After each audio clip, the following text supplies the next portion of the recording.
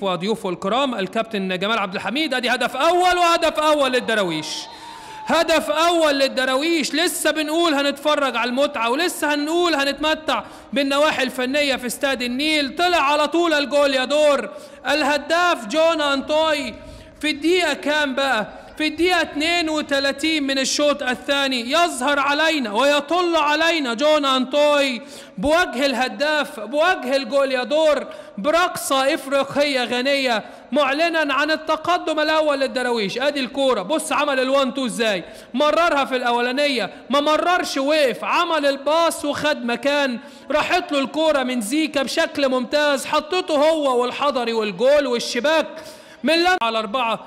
الكثافة الهجومية أكتر، انفراد وهدف تاني، هدف تاني، هدف تاني.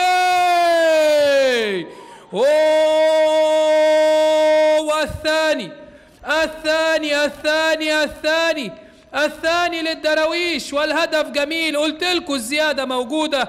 أخيرا فعلها اللاعب محمود حمد، لعب الكل في الكل. هشام زكريا لعب بمبدأ الاندفاع الهجومي الكامل، انكشف وسط الملعب، انكشف النواحي الدفاعية. بص جون أنطوي حطها ازاي، قال له روح روح روح يا حمد هات جول، وحمد راح انفراد كامل بعصام الحضري. ما كدبش خبر بالقدم اليمنى، يضعها على يمين عصام معلنا عن التقدم.